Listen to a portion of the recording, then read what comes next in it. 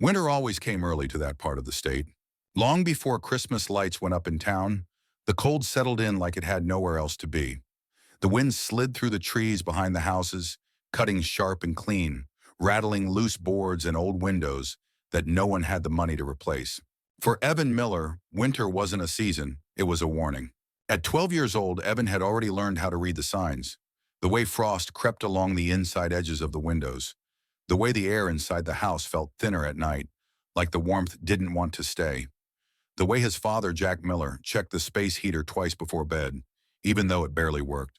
Their house sat at the far edge of the neighborhood, where pavement gave way to gravel and weeds pushed through cracked concrete.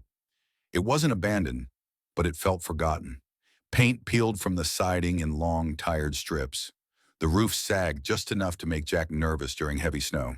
And the floors, those old wooden floors, groaned every time Evan walked across them, as if the house itself was complaining about getting older.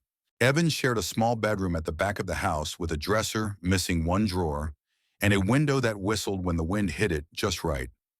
At night, he slept in 2 layers of shirts, socks pulled up past his ankles, his breath fogging faintly in the dark. He had learned not to complain. Complaining didn't make the cold go away. Jack noticed everything anyway. Jack Miller was the kind of man who moved quietly, like he didn't want to take up too much space in the world. He worked long hours doing maintenance and odd jobs, fixing fences, patching roofs, hauling junk for people who didn't want to do it themselves. His hands were always rough, cracked from cold and chemicals, the knuckles permanently scraped and bruised. Since Evan's mother passed away 3 years earlier, Jack had grown thinner, more reserved. He smiled for Evan when he could, but most days his face carried the weight of constant calculation. How much food was left, how long the heater might last, whether the next paycheck would cover what the last one couldn't. They didn't talk about the future much. In the mornings, Evan walked to school with his backpack pulled tight against his chest, his breath sharp in his lungs. Other kids talked about snow days and winter sports, about new boots and jackets their parents had bought. Evan kept his head down, pretending not to notice when someone pointed out the duct tape holding his shoe together or the sleeves of his coat that stopped just short of his wrists. He wasn't ashamed of his father, but he was tired of feeling small. At school, teachers described Evan as quiet, polite, well-behaved. No one noticed the way he flinched when the classroom heater shut off unexpectedly, or how his fingers stiffened during long writing assignments because they never fully warmed up. No one noticed how he lingered by the radiators during lunch, soaking in heat like a plant leaning toward the sun. By late November, the forecast turned grim. Words like polar front and record lows filled the local news. Neighbors started stacking firewood higher, sealing windows with plastic, dragging out heavy coats from storage. Evan watched all of it from their front steps, his stomach tight with a familiar unease. That night, while Evan sat at the small kitchen table doing homework, Jack moved the rug in the living room. At first, Evan thought his father was just cleaning, but then he heard the sound, the sharp scrape of metal against wood. "What are you doing?" Evan asked, looking up. Jack didn't stop. He knelt, prying up a loose floorboard with an old crowbar. The board came up with a tired crack, exposing the dark space beneath. "Just fixing something," Jack said. Evan frowned. "Fixing what?" Jack hesitated, just for a second. Then he looked at Evan, really looked at him, and said quietly, "The cold." Over the next few days, things changed. Jack came home later than usual, his boots coated in mud, his jacket smelling of dirt and damp stone. Evan noticed new scratches on his father's hands, deeper than the usual ones. He noticed the way Jack's back stiffened when he stood up, like every muscle protested the movement. The living room rug stayed rolled up. More floorboards came out, stacked carefully against the wall. Cold air rose from the opening, sharp and raw. Evan didn't understand what his father was doing, but he didn't ask again.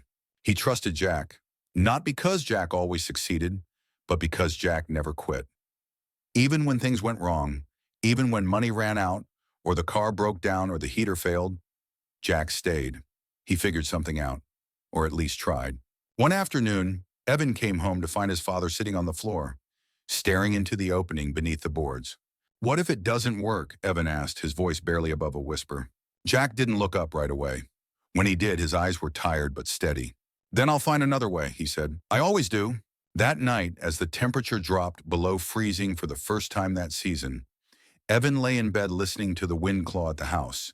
He pulled his blanket tighter and thought about the hole in the floor, about the dirt and stone his father was moving, about the way Jack kept going without explaining, without promising anything he couldn't guarantee. For the first time in a long while, Evan felt something unfamiliar stir beneath the worry. Not certainty, not confidence, but hope. It was fragile, thin as the ice forming on the inside of the windows. Still, it was there. And as winter pressed closer, that small, stubborn hope was all Evan had to hold on to. By the first week of December, the neighborhood had noticed. It wasn't the hole in the floor that caught their attention at first. It was the dirt. Jack Miller started hauling it out in 5-gallon buckets, one after another, setting them neatly along the side of the house before dumping the soil near the tree line. Evan helped when he could, his arms burning, his gloves soaked through with cold. The dirt was heavy, damp, and stubborn, like the ground itself didn't want to let go. From the street, it looked strange. From the sidewalk, it looked reckless. Mrs. Caldwell, from 2 houses down, slowed her car one afternoon and rolled down her window. She stared at the open living room floor, at Jack bent over with a shovel, sweat darkening the back of his jacket despite the cold. "You digging a basement now?" she asked, half joking. Jack wiped his brow. "Something like that." She frowned. "In December."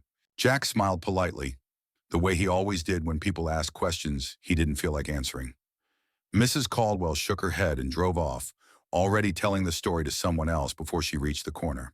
By the end of the week, the story had spread. At the hardware store where Jack picked up a bag of mortar mix and a cheap trowel, a man behind the counter raised an eyebrow. "You the guy digging under his own house?" he asked. Jack paused. "Guess so." "Cold's gonna eat you alive," the man said. "Heat goes up, not down." Jack nodded. "Heat radiates." The man snorted. "Tell that to January." At school, Evan heard the whispers before anyone said anything to his face. "Your dad's digging a tunnel or something.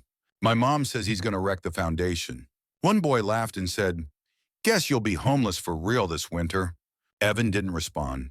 He just stared at his desk until the bell rang, his jaw tight, his chest hot with something that felt like shame mixed with anger. He wanted to defend his father, but the truth was, he didn't fully understand what Jack was doing either. At home, the hole beneath the floorboards grew deeper. Jack worked with a deliberate patience that both impressed and unsettled Evan. He measured twice, sometimes 3 times.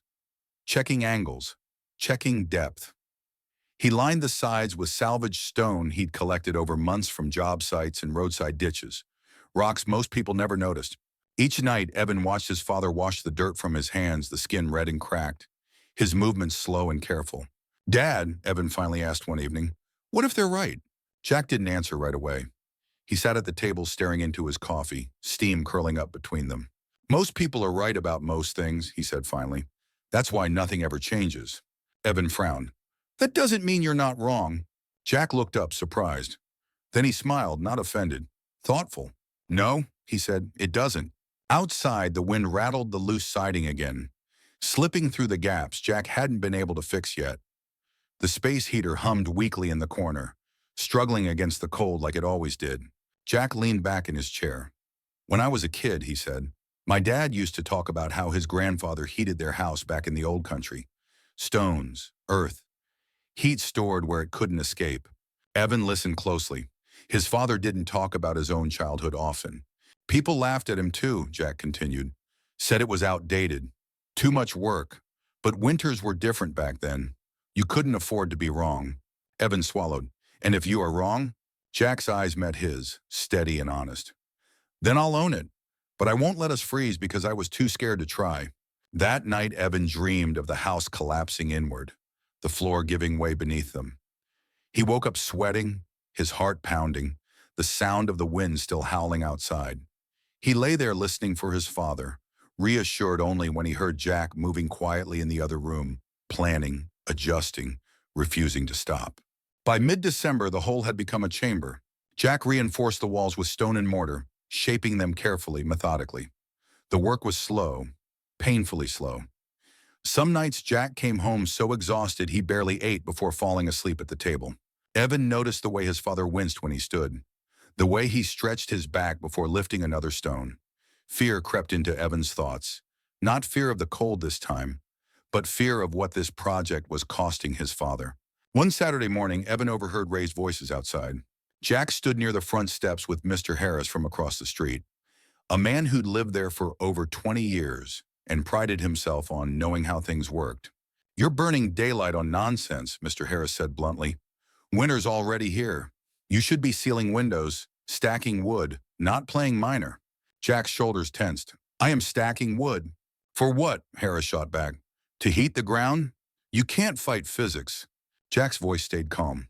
"I'm not fighting it. I'm using it." Harris shook his head. "Look, I'm not trying to be unkind. But when your floor caves in, don't say nobody warned you." Jack nodded. "Appreciate the concern." After Harris left, Evan stepped outside. "You okay?" Evan asked. Jack exhaled slowly. "Yeah." Evan hesitated. "Do you ever wish you'd just done it the normal way?" Jack looked out toward the street, where other houses sat warm-looking behind closed doors, smoke rising from chimneys that swallowed heat and sent it into the sky. "Normal didn't work last winter," he said quietly. "You remember how cold it got? How many nights you slept in your coat?" Evan nodded. He remembered too well. "Then I don't wish for normal," Jack said. "I wish for better." The first real cold snap hit 3 days later. Temperatures dropped fast, biting and unforgiving. Pipes froze in 2 houses down the block. A family a few streets over lost power overnight. Evan came home from school with numb fingers, his ears aching despite the knit cap pulled low. Inside their house, the air felt different. Not warm exactly, but not as sharp. Jack noticed it too. He pressed his palm to the floor above the chamber, his brow furrowing. "It's holding," he murmured. Evan crouched beside him and placed his own hand on the wood. It wasn't hot, but it wasn't cold either. It felt steady, quiet. For the first time, Evan felt the doubt loosen its grip. Outside, the wind kept howling. Neighbors kept shaking their heads. The whispers didn't stop. But beneath their feet, something was changing. Something most people couldn't see yet.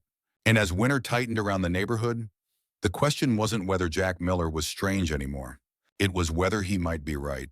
The cold didn't leave after that first snap. It settled in. By mid-December, winter had claimed the neighborhood the way it always did. Slowly, deliberately, without drama. Snow stayed on the ground instead of melting away by noon. The sky turned a dull, permanent gray. Even the sound of the street changed. Quieter now, muffled under ice and frozen earth. Inside the Miller house, Evan began to notice small things. Not miracles, not sudden warmth, just differences. The floors no longer felt like ice in the mornings. When Evan stepped out of bed, he didn't gasp anymore. His breath still fogged in the air, but lighter, thinner. The cold didn't cling the way it used to. Jack noticed it too, though he didn't say much.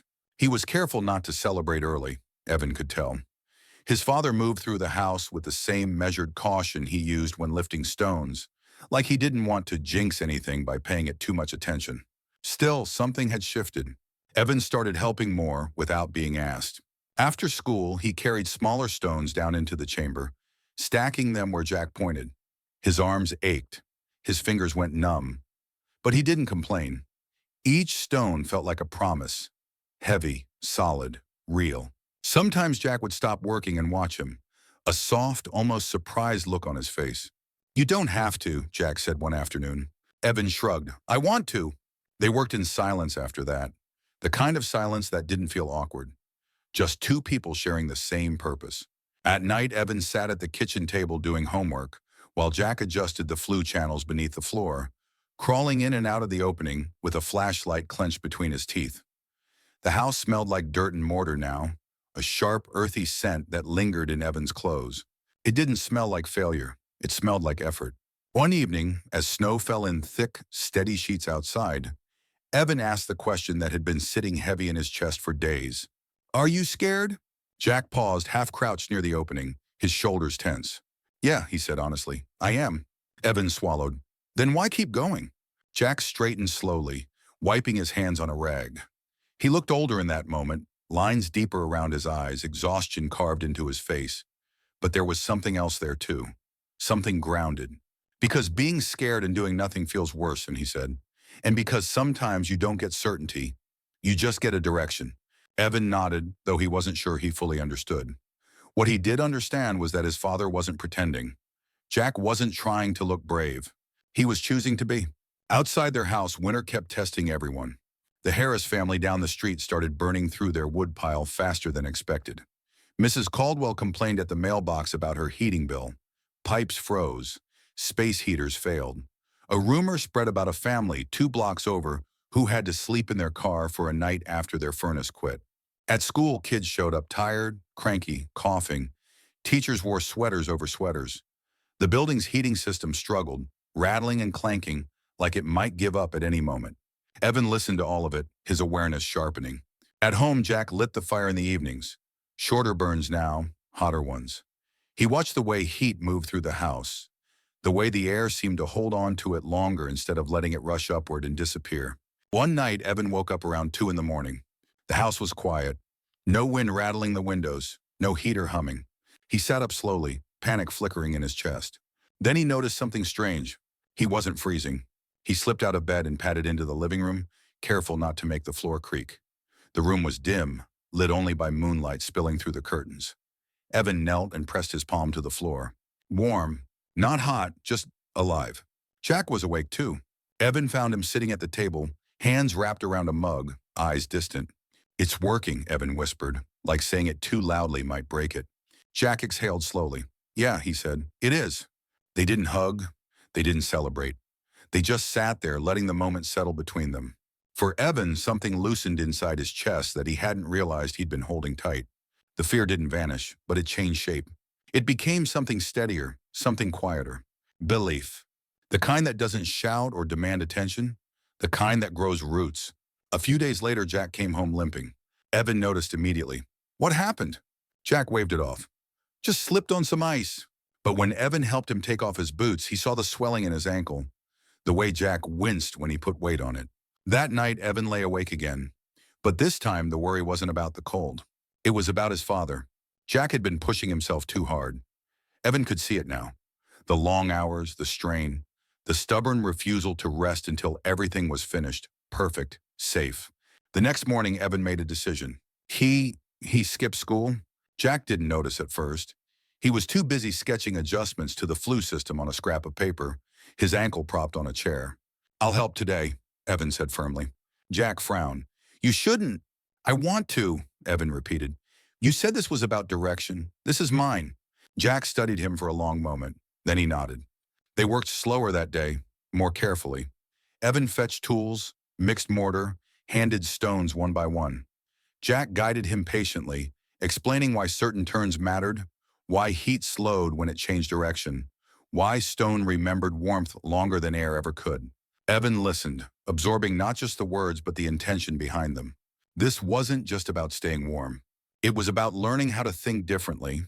Late that afternoon, someone knocked on the door. Jack stiffened. Evan felt it too. The old fear that someone had come to tell them they were wrong again. But it was Mrs. Caldwell.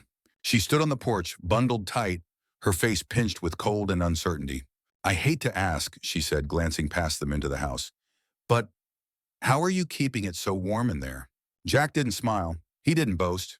He simply stepped aside and let her feel the air. Her eyes widened slightly. Evan watched from the corner, heart pounding. Not with fear this time, but with something dangerously close to pride. That night, as snow piled higher against the door, Evan lay in bed staring at the ceiling. He thought about how belief had crept up on him. Not all at once, not loudly, but through small moments, small proofs. A warm floor, a quiet room, a father who refused to give up. Winter wasn't over. Evan knew that. The worst still waited ahead. But for the first time, he believed, really believed, that when it came, they wouldn't face it the same way as everyone else.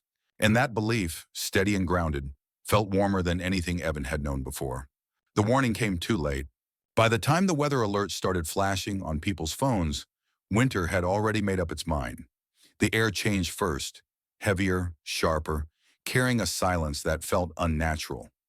Then the wind arrived, violent and unrelenting, screaming through the neighborhood like it was searching for something to break. Evan felt it the moment he stepped outside that morning. The cold didn't bite, it attacked.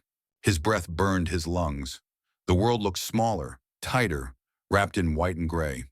Snow fell sideways, stinging his cheeks like needles. He turned back toward the house, his stomach tightening with a familiar fear. Only this time, it was louder. Inside, Jack was already awake, moving with tense efficiency. "Storm's coming in hard," Jack said, pulling on his boots. They're saying it'll be the worst one in years. Evan nodded, his throat dry. He had heard the same thing at school the day before. Teachers rushing lessons, kids whispering about snow days and power outages. But standing there now, watching the windows shake under the force of the wind, it felt different. This wasn't a snow day kind of storm. This was the kind that tested people. Jack built the evening fire early, stacking the wood carefully, deliberately. He burned it hotter than usual, feeding the flames until the firebox glowed and the stones beneath the floor drank in the heat. Evan watched closely, anxiety twisting in his chest. "Is it enough?" he asked. Jack didn't answer right away. He adjusted the damper, checked the flue, pressed his palm to the floor once more. "It has to be," he said finally. By nightfall, the storm was in full control. Wind howled so loud it drowned out everything else. Snow slammed against the house, piling high enough to block the lower windows. The power flickered once, twice, then went out completely. Darkness swallowed the house. Evan's heart raced. "Dad!" "I know," Jack said calmly, lighting a lantern. "We're okay." The lantern's soft glow barely touched the corners of the room, but the warmth, quiet, steady, was there. It crept up from the floor, wrapped around Evan's legs, his feet, his bones. Outside, the temperature plummeted. Across the neighborhood, people fought the cold in familiar ways. Fires burned nonstop. Space heaters overloaded circuits. Families layered blankets and coats, breath turning to clouds inside their own living rooms. The Harris family's furnace failed just after midnight. Mrs. Caldwell's pipes froze solid. 2 houses down, a man slipped on ice while hauling wood and didn't get back up for nearly an hour. The storm didn't care. Inside the Miller house, Evan sat on the couch, wrapped in a blanket, listening to the wind try and fail to steal their heat.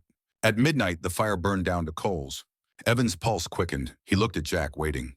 Jack glanced at the thermometer mounted on the wall. 60 degrees. He added 2 logs, more out of habit than panic, then let the fire settle again. "Try to sleep," Jack said gently. Evan tried. The wind rattled the house all night, but the cold never reached him. He drifted in and out of restless sleep, waking occasionally to check the room, half expecting to feel the bite of freezing air. It never came. At 3 in the morning, Evan woke to a sound that didn't belong to the storm. Knocking. He sat up, heart pounding. "Dad," he whispered. Jack was already on his feet. The knocking came again, urgent, uneven. Jack opened the door, and the storm rushed in like a living thing. Mrs. Caldwell stood on the porch, wrapped in a thin coat, her face pale and panicked. "It's my grandson," she gasped. "He's burning up. He won't stop shaking." Jack didn't hesitate. "Bring him inside." Within minutes, the boy lay on the couch, his small body trembling, his breathing shallow and uneven. Evan watched, frozen between fear and disbelief. The warmth in the room worked on him almost immediately. Not like a blast of hot air, like a slow, steady embrace. Mrs. Caldwell pressed her hands together, tears streaking down her face. "I didn't know where else to go," she whispered. "You came to the right place," Jack said quietly. The storm raged on. By dawn, the Miller house was no longer just shelter for 2. A neighbor knocked, then another. Someone's heater failed. Someone's child started coughing badly. Someone else lost power and couldn't keep their elderly father warm. Jack opened the door every time. Evan helped however he could, bringing blankets, making tea on the remaining coals, guiding people to the warmest spots on the floor. He watched strangers sit down in disbelief, palms pressed to the boards, eyes wide. "How is it warm?" someone whispered. Jack explained when asked. Briefly, calmly, no triumph in his voice. Evan watched his father move through the crowded room, ankles stiff, shoulders tense, but unwavering. The house should have felt overwhelmed. It didn't. The heat held. Outside, the storm reached its worst. Temperatures dropped to record lows. Wind chill warnings screamed danger. Emergency services were stretched thin. Roads disappeared under drifts. Inside the Miller house, 13 people sat huddled together, not in panic, but in stunned quiet. A man near the window whispered, "It's warmer in here than my place ever gets." Evan sat on the floor, his back against the couch, watching the flames die down again. He waited. The fire faded to embers. The room stayed warm. A slow realization spread through him, stronger than fear, stronger than doubt. His father had been right. The system wasn't fighting the cold, it was outlasting it. Jack caught Evan's eye across the room. For a moment, the noise faded. The wind, the murmurs, the crackle of coals. Jack gave a small nod. Evan felt his chest tighten, emotion rising fast and unexpected. Pride. Not loud, not boastful. Solid. The storm lasted 2 more days. People slept on the floor, on chairs, wherever there was space. They shared food, stories, silence. Children stopped shivering. The sick improved. No one froze. No one panicked. When the storm finally broke, the neighborhood looked battered and exhausted. But the Miller house still stood, warm, steady, unchanged. As people prepared to leave, one man stopped Jack at the door. "You saved us," he said quietly. Jack shook his head. "No, I just remembered something people forgot." Evan watched them go one by one, the cold rushing in briefly before the door closed again. He looked down at the floor beneath his feet, at the stones holding warmth no one could see, at the quiet proof that belief, when grounded in knowledge and persistence, could outlast even the worst winter. And Evan knew, deep in his bones, that nothing would ever be the same again. The morning after the storm felt unreal. Snow lay piled high along the street, sculpted into sharp ridges by the wind. Trees bowed under the weight of ice. Power lines sagged low, silent and dark. The neighborhood looked like it had been picked up, shaken, and set back down wrong. Inside the Miller house, the warmth lingered. Not the frantic heat of people huddled around a fire, but the steady, lingering kind. The kind that made you forget, for a moment, how close everything had come to breaking. Evan woke late, his body heavy with exhaustion. He sat up slowly, half expecting to feel the cold rush back in. It didn't. The floor beneath his feet greeted him with the same quiet warmth it had held through the storm. The living room was a mess. Blankets draped over chairs, empty mugs on the table, a pair of gloves drying near the lantern. People stirred quietly, careful not to disturb one another. Jack sat near the window, ankle elevated, his face lined with fatigue. He looked older in the daylight, thinner, but there was something else there now too. Something Evan hadn't seen before. Relief. One by one, people began to leave. They moved slowly, stiff from cold and cramped sleep, stopping often to look around as if trying to memorize the space. Some hugged Jack awkwardly. Others simply nodded, unable to find the right words. Mrs. Caldwell lingered the longest. Her grandson, wrapped in a borrowed coat, clung to her side, color back in his cheeks. "I don't know what would have happened," she said quietly, "if you hadn't—" Jack lifted a hand gently. "He's okay. That's what matters." She nodded, eyes shining. "It matters that you knew what to do." After she left, silence settled over the house. The kind that feels earned. Evan stood near the opening in the floor, looking down at the stones that had held their ground against the cold. He thought about how invisible they were, how none of this warmth announced itself. It simply existed, patient and dependable. By afternoon, word had spread beyond the block. People stopped by under the pretense of checking damage, asking questions that weren't really about damage at all. "How'd you keep it warm? What kind of heater is that? Did you insulate under the floor?" Jack answered carefully. He showed them what he could. He explained the principles, not the pride. He never said, "I told you so." He never smiled like he'd won. Evan noticed how that changed everything. When Mr. Harris came by, he didn't lecture. He didn't shake his head. He stood in the living room, boots dripping melted snow, and pressed his palm to the floor. "Well, I'll be damned," he said softly. Jack nodded. "Happens." That night, after everyone had gone, Jack finally let himself rest. Evan helped him to the couch, stacking pillows beneath his injured ankle. Jack sighed deeply, the kind of sigh that came from holding tension for too long. "You did good," Jack said suddenly. Evan blinked. "I didn't do anything." Jack smiled faintly. "You stayed. You helped. That matters."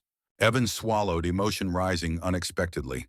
He had never thought of himself as part of the solution, just someone along for the ride. The next few days were strange. School reopened late. Classes were half full. Teachers moved slowly, voices hoarse, eyes tired. Stories spread in whispers about frozen pipes, ruined furnaces, nights spent awake feeding fires that never quite caught up. And always the same question followed Evan down the hall. "Is it true your house stayed warm?" Evan nodded. "Like warm, warm?" He nodded again. The looks that followed weren't mocking anymore. They were something else. Curiosity, respect, uncertainty. At home, Jack's ankle forced him to slow down. For the first time in weeks, Evan saw his father sit still, not out of exhaustion, but necessity. Evan took over small tasks, bringing wood, adjusting vents, checking the thermometer. Jack watched, offering guidance, not correction.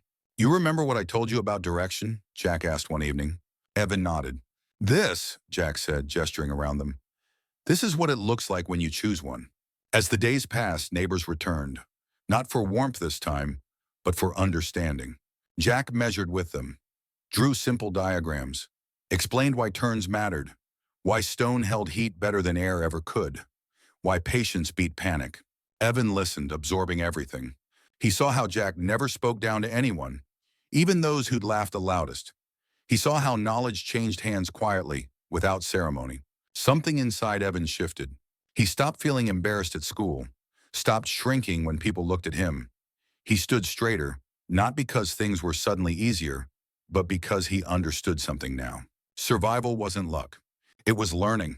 One afternoon, Evan caught Jack staring at the floor again, deep in thought. What? Evan asked. Jack hesitated. I keep thinking about how close it was, he admitted. How easy it would have been to doubt myself. Evan sat beside him. You didn't. Jack smiled sadly. I almost did. Evan pressed his palm to the floor. But the stones didn't. Jack laughed quietly. No, they didn't. The laughter faded, replaced by something thoughtful. I won't always be able to do this, Jack said. My body won't let me. Evan felt a flicker of fear. Then teach me. Jack turned to him, surprised. I'm serious, Evan said, so it doesn't get forgotten again.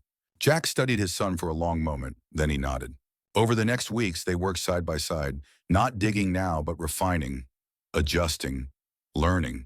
Evan began to see the system not as a miracle, but as a conversation between materials. Stone, air, fire, time. He learned how small changes mattered, how rushing ruined things.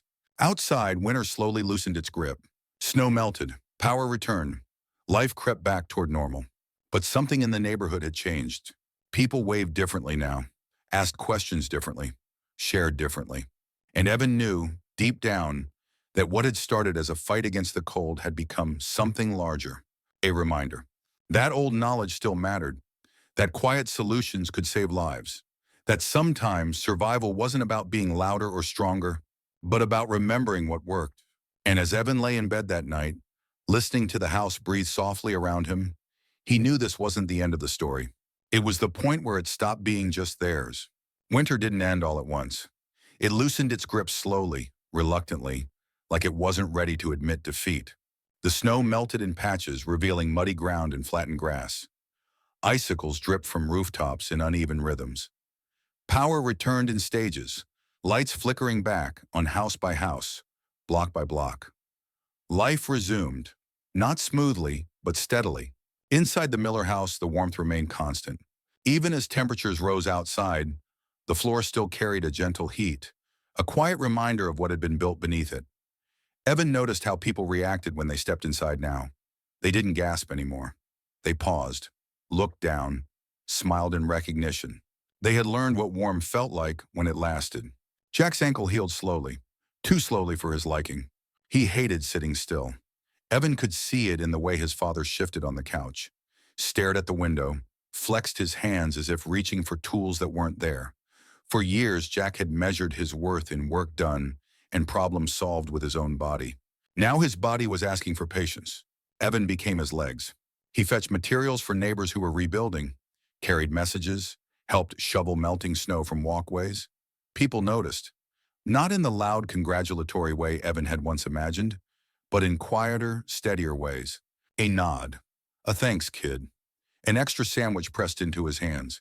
Jack watched it all with something close to awe. You're different, Jack said one evening as Evan came in, cheeks flushed from the cold. Evan shrugged. So are you. Jack smiled. Maybe, but you didn't wait for permission. Evan didn't know how to explain it. He just knew something had settled into place inside him, a sense of belonging, of usefulness. The house had taught him that. People started asking Jack for help, not just advice, but plans. They came with notebooks, with questions scribbled on scrap paper, with uncertainty written plainly on their faces. Jack didn't rush them. He sat at the table, ankle propped up, and talked through principles rather than instructions. He explained why copying blindly failed, why understanding mattered more than imitation. Evan sat nearby listening. Sometimes Jack would stop mid-sentence and glance at Evan. What do you think? He'd ask. At first, Evan hesitated. Then he began answering. Quietly, carefully, but with growing confidence. Neighbors listened. That surprised Evan most of all. As weeks passed, the sound of digging returned to the neighborhood. But this time, it wasn't just Jack. 2 houses down, Mr. Harris started a shallow excavation. Across the street, a couple salvaged stone from an old retaining wall. It wasn't a trend. It was a shift. People weren't chasing a miracle. They were choosing understanding. One afternoon, Evan walked home from school and noticed something that made him stop short. Smoke rose from chimneys, but slower, thinner, not rushing away. He smiled to himself. At school, Evan changed too. He spoke more in class, asked questions, helped classmates who struggled. Teachers noticed, not because he was suddenly exceptional, but because he was present in a way he hadn't been before. One teacher pulled him aside after class. "You've grown," she said simply. Evan thought about the stones under his floor, about how growth didn't always look dramatic.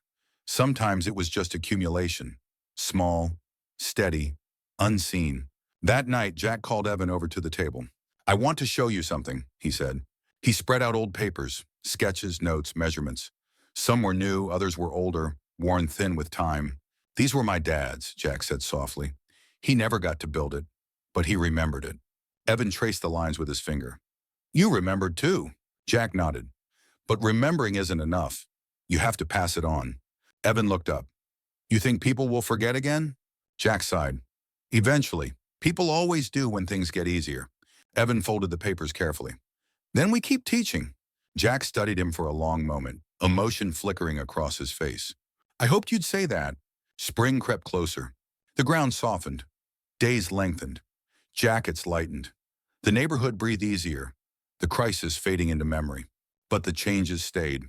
By early April, 3 houses had functioning thermal systems. Not identical, not perfect, but working. Children stopped getting sick so often. Woodpiles lasted longer. Even bills shrank. People talk differently now, not about surviving winter, but preparing for it. Evan walked the neighborhood with a new awareness. He saw how knowledge moved, how it didn't need permission or approval, how it just needed someone willing to share without ego. One evening, Evan and Jack stood on the porch, watching the sunset paint the sky in soft oranges and purples. "You know," Jack said, "I always thought legacy was something you left behind when you were gone." Evan leaned against the railing.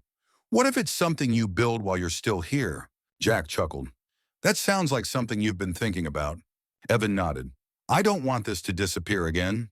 Jack placed a hand on Evan's shoulder. "Then it won't. Not as long as you remember why it mattered." Evan thought about the storm, about the knocking at the door in the middle of the night, about warmth spreading through a room full of strangers. "It mattered because it worked," Evan said. Jack smiled. "That's the best reason." As night fell, the house settled around them, steady and familiar. The floor still held warmth, not because it needed to now, but because it remembered how. Evan felt that same steadiness inside himself.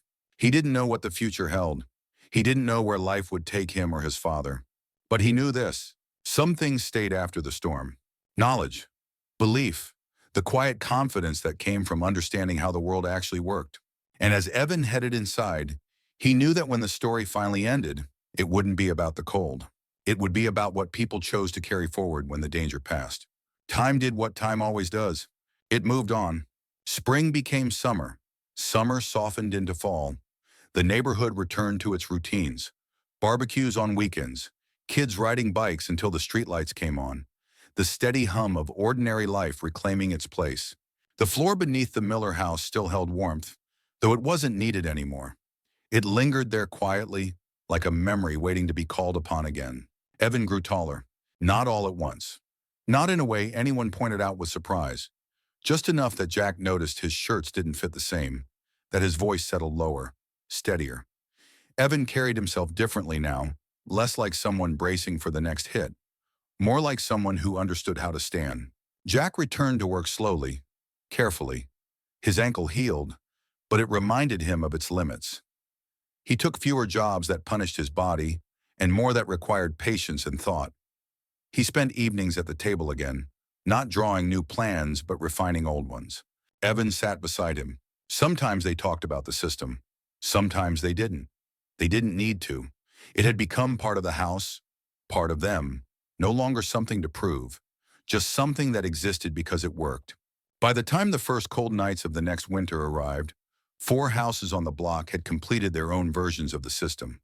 Not perfect copies, adaptations, each one shaped by the hands and minds that built it. People didn't talk about it much anymore. That's how Evan knew it had taken hold. The loudest things fade first, the quiet ones stay.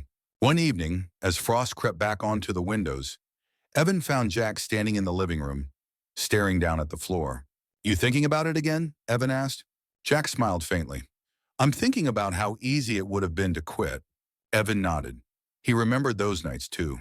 The doubt, the pressure, the voices telling them to stop. "What made you keep going?" Evan asked. Jack didn't answer right away. "Because," he said slowly, "I didn't want you to grow up thinking survival was luck." Evan felt the weight of that settle deep inside him. Winter returned, but it didn't arrive the same way. The storms came. The temperatures dropped. But this time, people were ready. Woodpiles lasted longer. Nights were quieter. Children slept through the cold without coughing themselves awake. And the Miller house? It remained what it had always been since that first storm. Steady? Years passed. Evan left for college, then came back. Not because he had nowhere else to go, but because he wanted to. He studied engineering, not because he dreamed of skyscrapers or patents, but because he wanted to understand systems that worked when everything else failed.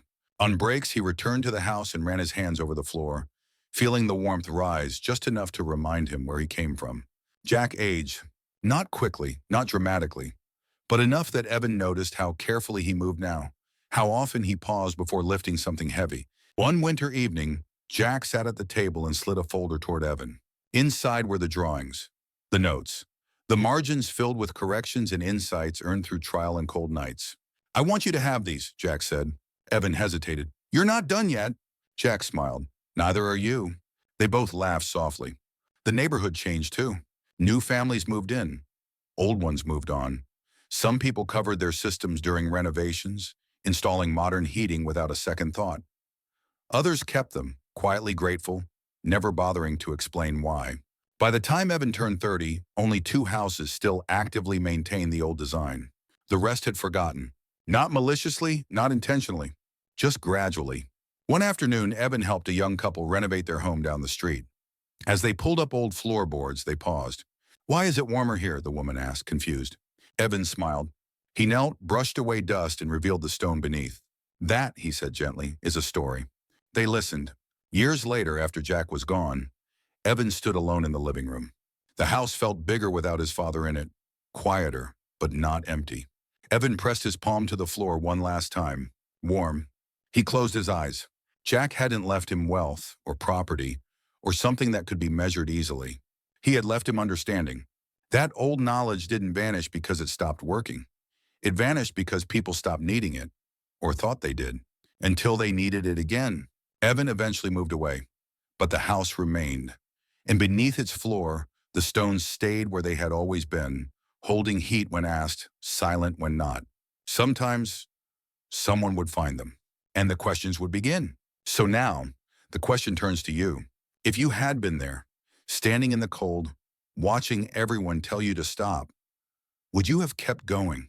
If you discovered something that worked, something that saved people quietly without recognition, would you share it or let it disappear when life got easier? And if the world asked you to forget what once kept people alive, would you remember anyway? Because history isn't only made of inventions and headlines. It's made of small, stubborn decisions, of parents who refuse to quit, of children who learn not just how to survive, but why it matters. If this story moved you, if it made you think differently about resilience, family, or the knowledge we choose to carry forward, subscribe to the channel for more emotional human stories that remind us what truly lasts when everything else fades. And tell us in the comments, what's something important you think the world is forgetting right now? Your answer might be the story someone else needs to remember.